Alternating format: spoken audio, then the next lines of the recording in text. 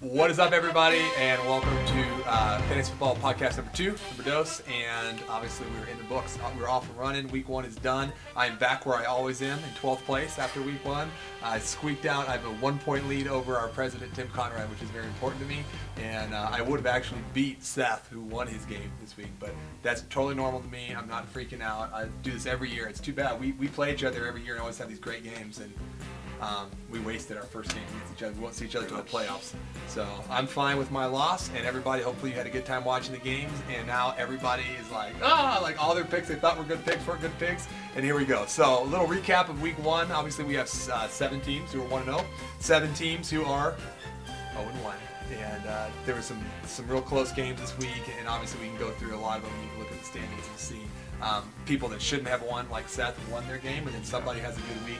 I was looking, some of these guys had pretty good weeks and ended up losing. So, like Jocelyn scores 83 points and loses. So, tough week there, and a lot of different things happening as far as injuries and all kinds of stuff. So, yeah, taken away from Week 1 standings. What do you see here, Ryan?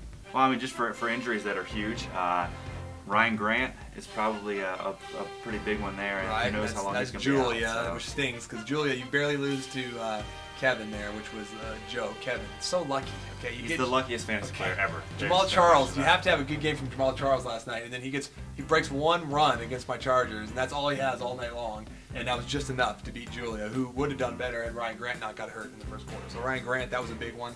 And he wrote somewhere like on his trash talking wall where he's like, well, I just know my guys will put up big numbers every week. I just got to start the right people. Yeah, Kevin. Well, anyway. He's 1-0. He figures he finds ways to win. So, yeah, Ryan Grant's out, Matt Stafford. So we were making fun of him last week, and he got 1 point for our president, Tim Conrad, and who knows how long. I don't know how long. 4 weeks probably, I think I heard. Something about a separated shoulder or something messed up there. So. And then, of course, the quarterback for the Philadelphia Eagles, Kevin, is his name Kolb or Cobb?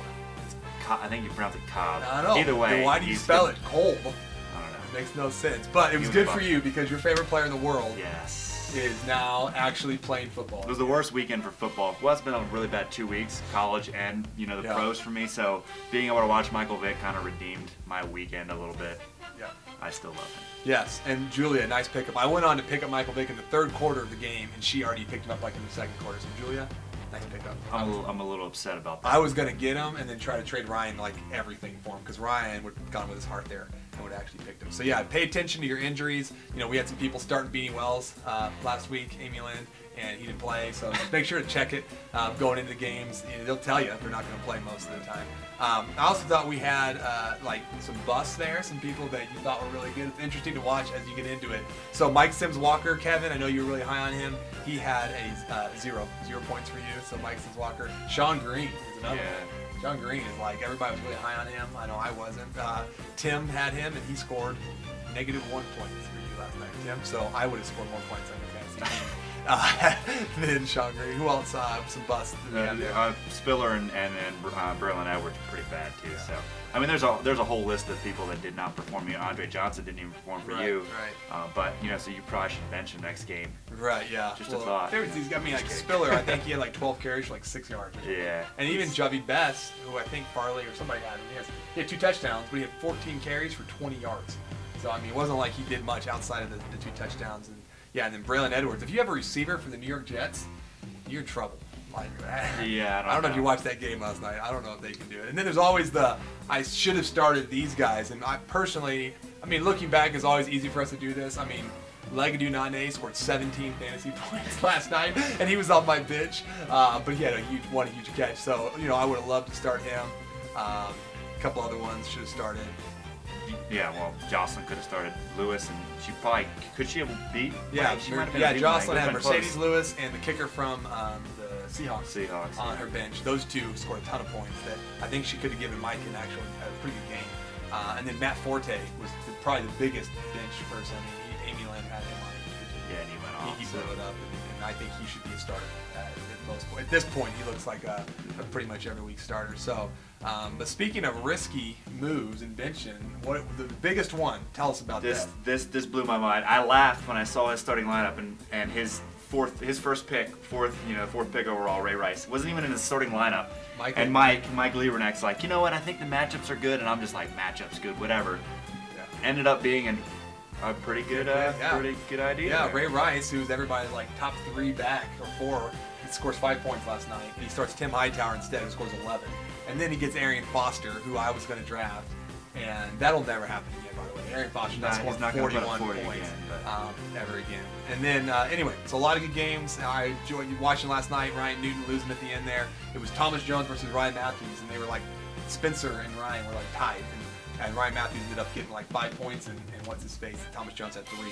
So that was a good game going in there. So anyway, now waiver wire, free agent, everything's taken off. What do we see going on there? Well, I get a kick out of the waiver and free agent wire, and you can see, especially before week 1, who had a really bad draft. Yeah. Because Julia's already picked up 5 people off the free agent list, and that's one half of her team.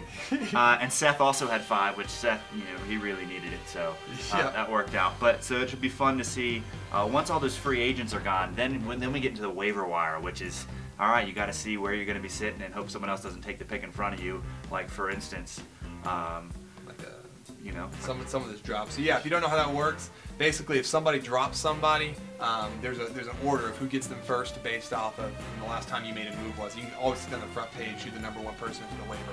So if somebody drops somebody and you want them, you can try to get them, but you have to wait the 2 days to see if anybody ahead of you wants them first, and that starts right away. And just a word to the wise, don't talk to other people about what picks you want.